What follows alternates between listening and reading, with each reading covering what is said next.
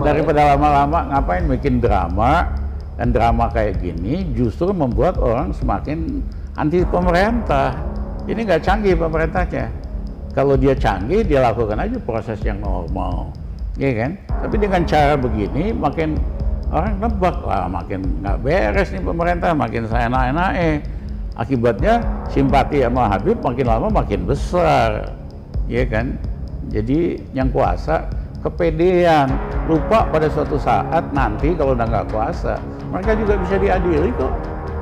Bahwa terdakwa Muhammad Rizik bin Syed Hussein Shihab alias Habib Muhammad Rizik Shihab sebagai tokoh agama umat Islam telah tinggal sementara bersama keluarganya di Arab Saudi selama lebih kurang 3 tahun 6 bulan. Terdakwa pada hari Selasa tanggal 10 November 2020 datang kembali di Indonesia.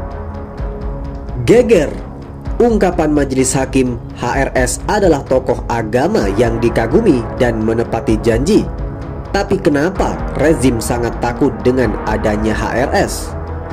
Simak berita ini sampai selesai dan pastikan Anda terus bersama kami di Kabar NKRI, akurat dan terpercaya. Bahwa sejak kedatangan terdakwa di Indonesia, setiap menghadiri suatu acara selalu banyak dihadiri massa simpatisan. Kalau melihat sosok semacam Pak Habib Rizik itu seperti apa? Pak Kiai mengenal personal kan dengan Pak Habib? Sangat mengenal dan saya.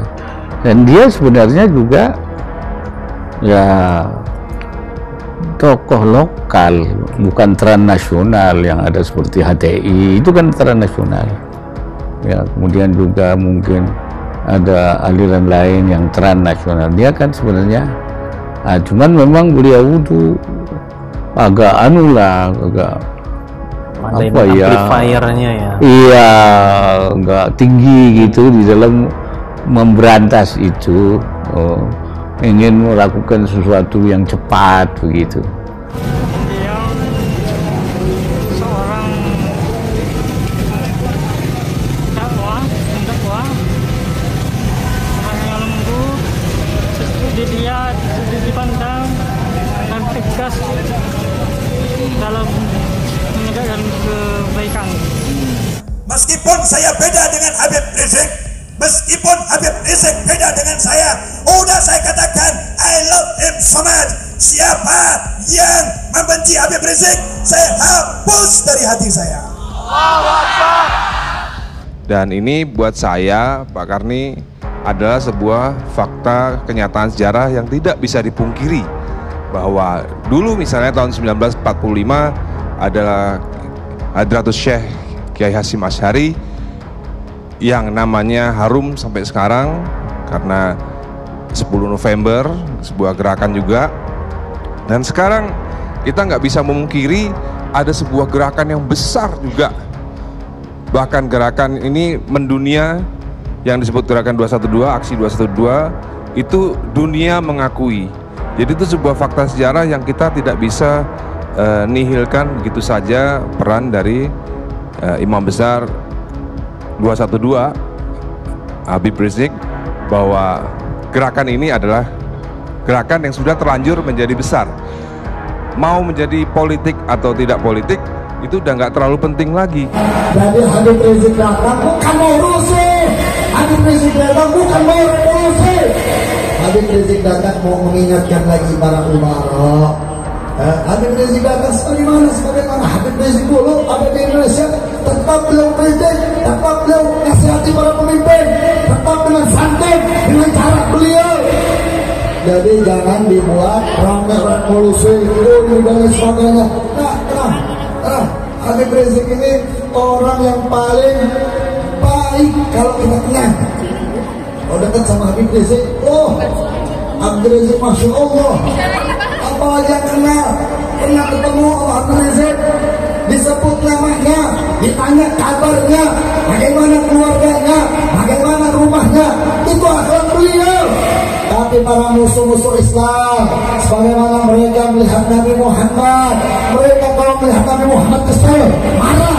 Tapi ketika bertemu Nabi Muhammad, berapa santunnya Nabi Muhammad, amat akhlaknya Nabi Muhammad, begitulah beliau cucu Nabi besar Muhammad Sallallahu Alaihi Wasallam.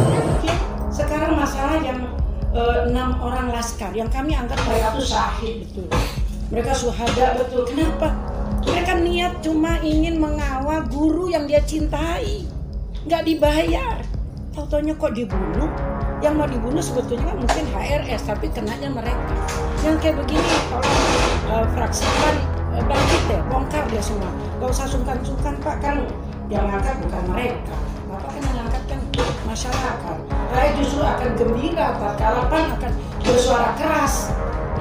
Khususnya untuk menghabisi orang-orang yang dianggap berseberangan. Dan musuh terbesar yang paling berbahaya saat ini bagi penguasa kita adalah Habib Rizik Syihab.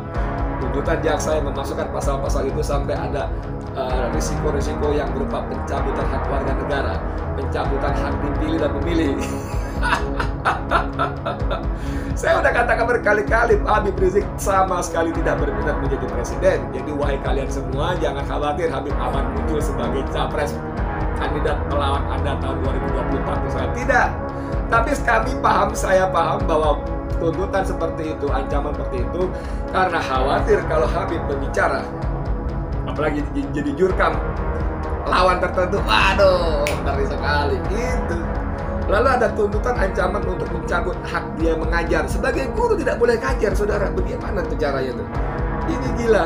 Dan kita paham juga bahwa itu tujuannya agar Habib tidak berbunyi, tidak berbicara, karena setiap kata-katanya umat mendengar, karena setiap perintahnya umat mengikuti, melaksanakan. Ngeri nggak? Wih, bayangkan kalau Habib berkata dalam satu majelis taklimnya, saudara sekalian, kita harus tetap menegakkan amar ma'ruf nahi munkar, kezaliman merata di mana-mana, tegakkan. Waduh, ini yang ditakuti oleh penguasa kita. Ya, apalagi sampai Habib berkata, jangan pilih si Anu itu begini-begini, dia melanggar syariat, dia memusuhi agama, dia memenjarakan ulama. Waduh, ini yang dilarang dan ini yang dimasukkan pasal-pasal oleh jaksa yang sama sekali tidak terkait dengan pelanggaran prokes. Tapi sekali lagi, sudahlah, itu memang menjadi kebiasaan mereka dan kebisaan mereka. Selagi berkuasa, goyang kuasa, mau apa lu? Goyang kuasa, mau apa lu? Terserah gua, lu ribut, gua tangkap. Lu rese, gue penjara, kan begitu. Lu mau lu gue sagadakan, lu mau lu gue jumhurkan, kan begitu. Seperti itu sekarang ini kan. Dia simpulkan bahwa memang itu musuh politiknya tuh. Dan kita yang mengamati dari dekat memang menganggap dari awal satu-satunya musuh politik Jokowi sekarang adalah Habib Rizik. Yang ditahan lepasin itu nangkep orang di sel itu, saya ingat itu. Presiden, Habibie itu bilang penjara itu bukan buat politisi, ya, buat kriminal. Lepas, kita punya sejarah. Begitu Habibie jadi, semua tahanan politik lepas. Termasuk sekarang yang menjadi politisi dari the ruling party kan, begitu kan? Lepaslah semua. Lepas semua. Kita kongko. Kecuali yang korupsi. Nah, kalau korupsi jangan loh. Saya nggak setuju. Ya. Kriminal jangan.